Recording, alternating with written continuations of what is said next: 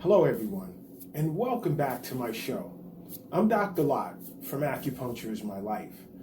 Now in this episode, I'd like to discuss some of the ways in which people have been mentally affected as a result of being locked down because of the coronavirus. The realities of this virus has affected so much of our daily life with an emphasis on our mental health. Simply coming to terms with the fact that we're faced with a new normal, such as social distancing, constant testing, job losses, and so on, anxiety and depression numbers are going through the roof. Now, I'm noticing, even among my patients, the emotional toll this virus has borne upon them as well as others. Now, the uncertainty surrounding the coronavirus appeared to be difficult for many people to handle. I'm hearing from colleagues of mine who are psychologists, psychotherapists, psychiatrists, that they're noticing an increased levels of hopelessness and helplessness everywhere. They're noticing an exacerbation of feelings of anxiety and depression among their existing patients as well. Now, I'm also noticing how fear and anxiety regarding this virus is even having an impact on children. It's not just an adult thing. Some of the signs that can indicate stress are excessive worry about your health or the health of loved ones, changes in your sleep as well as your eating patterns, difficulty falling or staying asleep, as well as difficulty concentrating, and increased use of alcohol and or recreational drugs.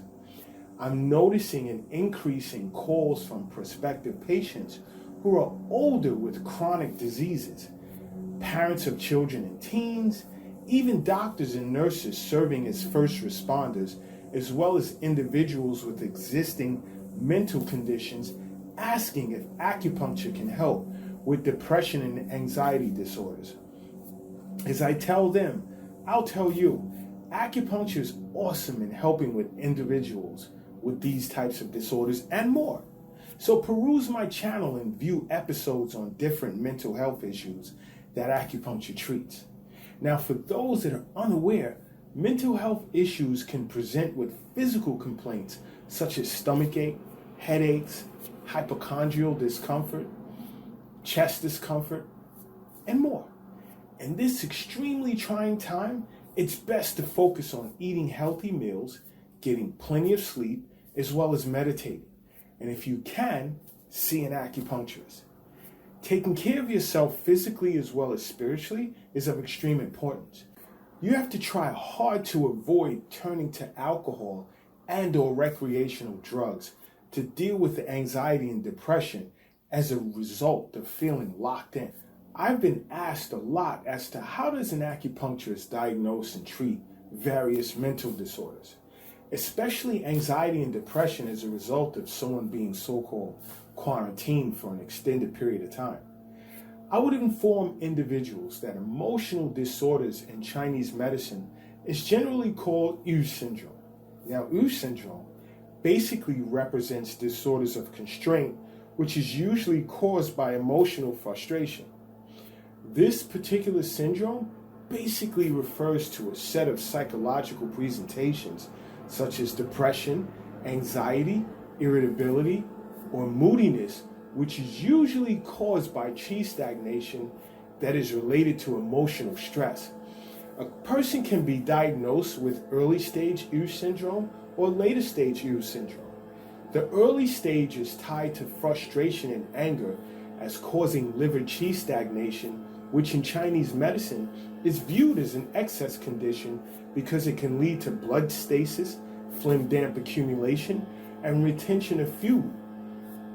The later stage more so follows a pattern of deficiency because of its ability to inhibit the function of the spleen in Chinese medicine.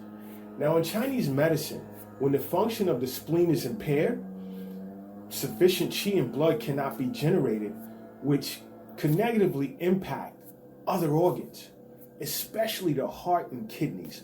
For example, causing both heart yin and kidney yin deficiency. Please, you guys, Go back and view basic functions of the various organs in my earlier episodes so that you can have a clearer understanding as to how all this works. Now, emotional factors tend to trigger U syndrome as a result of aggravating pre-existing or underlying qi stagnation. The basic patterns of U syndrome are liver qi stagnation. In this case, there would be depression or mood swings with discomfort in the hypochondriac region, chest region, and even abdominal areas. Now, the symptoms would manifest as frequent sighing. There would be moments where the patient would cry over the slightest thing, and the patient would have a poor appetite. Now, in this case, I would look to soothe the liver and release the constrained qi. Then there's qi stagnation turning into fire, where there would be irritability, short temper, and distension in the hypochondriac and chest regions.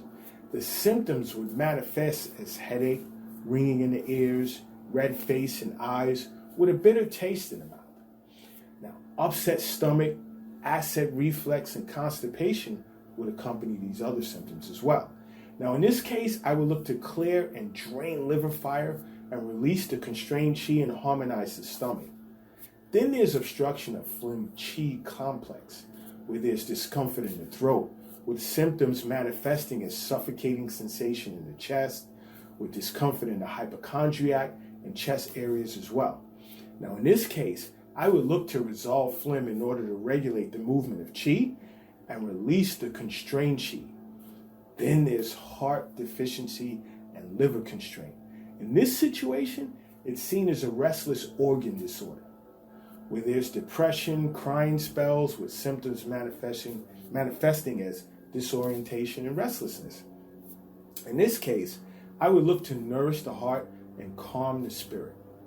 Then there's heart and spleen deficiency, where there's plenty of overthinking going on with heart palpitations, insomnia, and poor memory.